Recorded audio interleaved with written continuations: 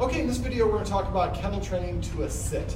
Now, a lot of people put a puppy in a kennel and think that that's the best way to just close the door and latch it, and that's the best way to train it. That's the old way of training. It creates a lot of problems, and it creates a negative association with the kennel, which is really unnecessary. It's very easy to stop or to help your dog have a positive association with the kennel. So the first stage for this is we're basically just, I'm going to show, I have a quick note, I prefer wire kennels over plastic ones. They break down a little bit lower, sit, as well as, so you can hide it under a bed. And also you can see through it, which in this exercise is going to be really important. Now the first stage for this is just making sure the puppy is comfortable going in the kennel. This is going to be scary for a lot of puppies. So the first thing at 11, she's already kennel trained, so I'm cheating a little bit, but she's our demo dog. 11. So what you do is you want to, first of all, you need to come up with a command word for the kennel. This one we're going to call it palace. Come up with a fun command word. If you have kids, have your kids come up with names, and if you have 3 kids, have each one come up with a name and tell you at dinner, and then mom and dad make the final decision. So anytime you give a dog a treat, they should hear the command word immediately after the treat goes into their mouth. So what I'm going to do is I'm going to toss the treat in the kennel. When 11 goes in there and lifts it up, I'm going to say the word palace. Palace. Now you see she only put her front 2 paws in there. Some dogs won't go in there at all. If your puppy won't go in at all, what you would do is put a treat here, and trying to throw them works a little bit better. Dogs' eyes are very attracted to movement as opposed to placing it. So if place it here until the puppy's going here to get it without any hesitation, then move it here, then here, then here, then eventually put it just right there. So all the puppy has to do is just stick its head in, doesn't even have to step in. Now if your puppy, as I've talked about in other videos, if your puppy's back leg looks like this, they're saying, I'm not comfortable, I'm trying to get ready to run away. So the idea for this is keep on throwing those treats in there like that until the puppy will go in and get them without any hesitation. So this is the first stage. You don't want to do anything else until you get to this stage.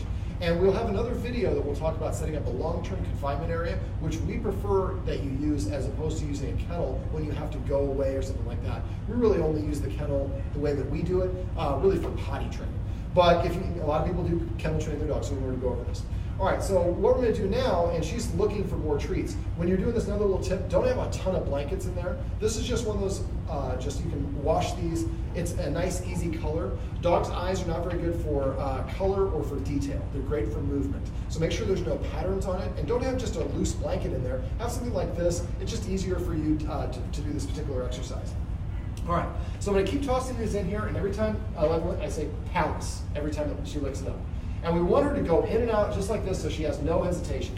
The next stage is I'm going to come up here and I'm going to step to block her.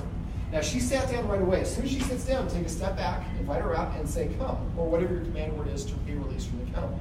That is a lot faster than what you're going to be dealing with. So a lot of puppies, it's going to take a lot more time before they'll actually go in there. Be patient with it. And if you can't achieve it all in one setting, that means your puppy has a strong fear. A lot of times that's for people that are shoving their dog in and closing the door. That's why the long-term confinement area is a better option. But the idea for this, and we're already on stage 2, so now, palace. Now I'm throwing the treat after, and I'll talk about that in a second. But if your puppy won't go in or only goes in halfway, just don't put it in there. Just keep on dropping the treats and letting it come and go until it goes in there without any hesitation.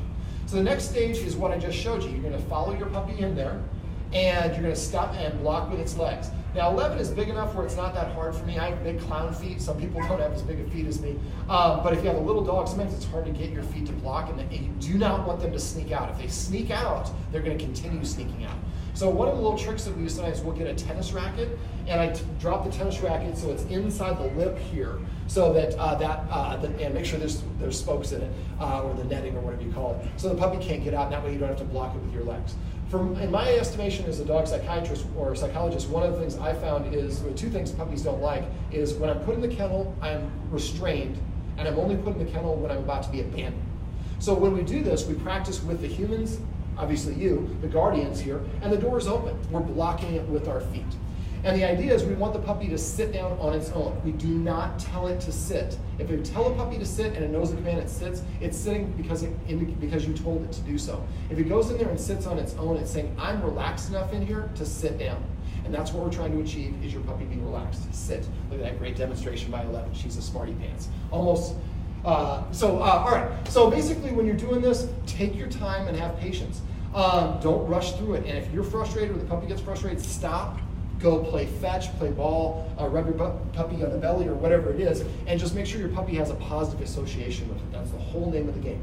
And I fight a lot of people who say kennel, crate is the name. And of course you can call it kennel or crate. But if you come up with a fun command word and you say palace and your kids laugh or your friends laugh, the puppy sees and recognizes, because dogs can read facial expressions, I made everybody happy by going to my kennel. It's added motivation. It costs you nothing but a little bit of imagination. So I would strongly, strongly encourage coming up with a fun command word.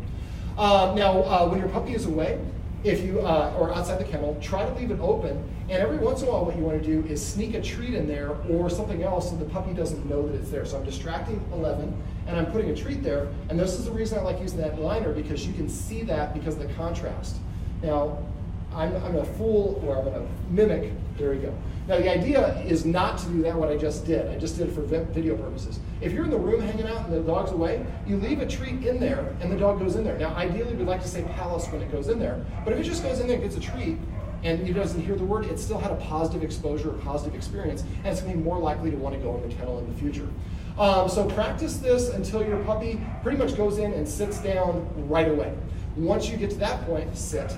Then you would be ready for the next stage, which we're going to cover in our 201, our puppy elementary class, which is kennel training down to a down.